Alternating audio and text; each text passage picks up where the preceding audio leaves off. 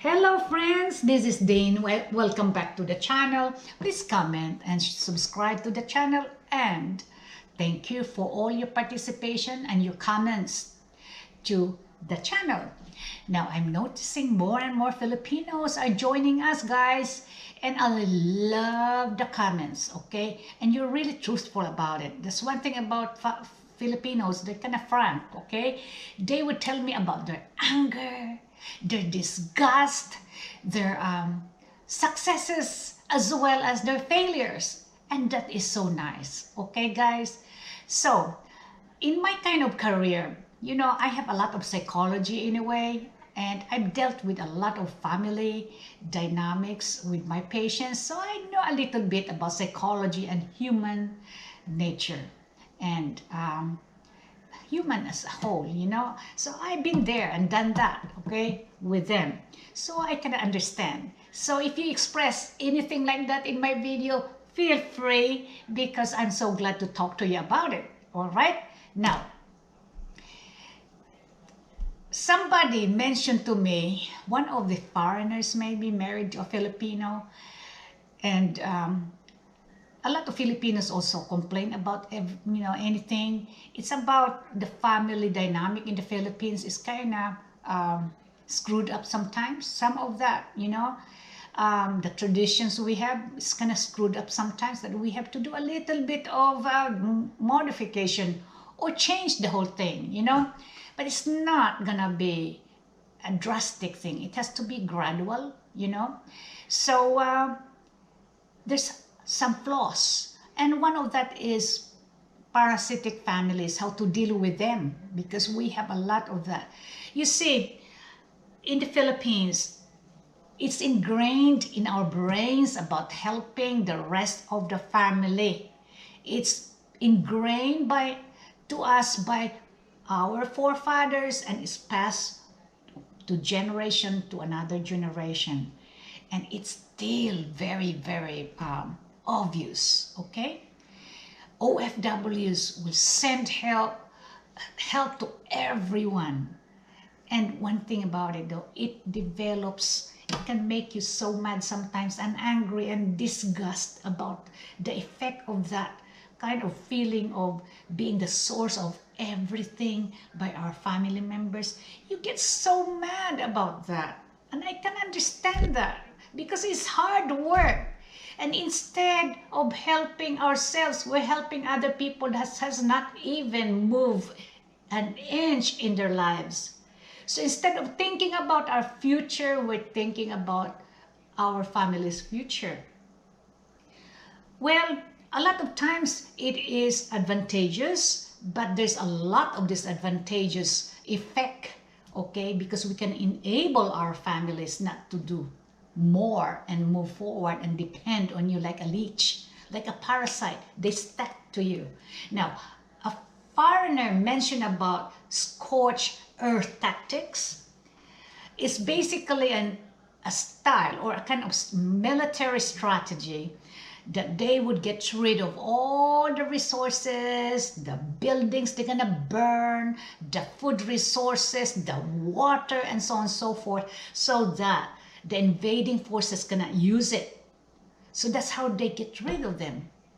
So we're gonna apply that in our own family, okay? I have few strategies to tell you guys.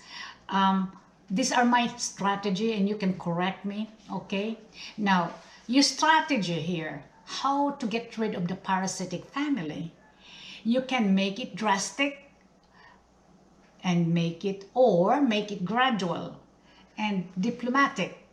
If you make it drastic, you can lose family members as well as friends like that. But if you're gonna be gradual, it will have a backfire on you, because you get so mad, frustrated, disgusted, and so on, because you're so resentful of being obliged to help your family members.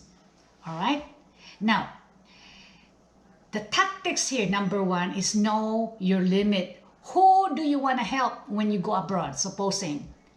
Who do you want to help? Maybe it's only your family. That's all what you're going to help. With my case, I have three siblings, and then my mom and my dad. We have a small family. Now, the only one I had help is my sister, who is the youngest. I helped my mom and my dad send her to medical school, which she finally made it there. She became a doctor. She was a surgeon. She is a surgeon. Now, after that, I told my mom I'm gonna back off on how much I'm gonna send, because I was sending maybe about $500 a month for about 5 years. I told them I'm going to cut it down. Enough for my mom to have medicine, as well as something like maybe allowance here and there. They have retirement funds, but it's not enough to be comfortable in life. Okay, now those are my limits. Okay, you are not going to extend your help to the nieces and the nephews. My goodness sake, that is the responsibility of your siblings to raise their own kids. So avoid starting something like sending those children their laptops, their telephone, their clothes, their shoes, and so on and so forth. Okay? Because they're not going to appreciate that. In fact, you are giving them a bad example. And this kind of phenomenon we have with our family dynamics of helping and obligate somebody who has money to help out will be carried on to another generation, because you are the one enabling them. Now, teach your family. Express to them truthfully what you're going through outside the country, because you work so hard. Sometimes they thought that you are the source of the dollar. Okay, they thought that you got plenty of money. So they thought that you are rich. Do not give them that kind of idea, the concept that you're rich, because you are not, because you're working you're behind off.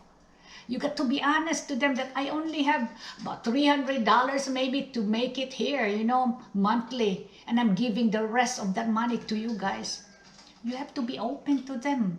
Okay? Setting boundaries like that doesn't necessarily have to be calloused. Okay, you can do it with kindness, because when you're so angry as well as defensive towards them, that can actually spark some hatred towards you, and you can break off relationship like that, or they're gonna retaliate at you.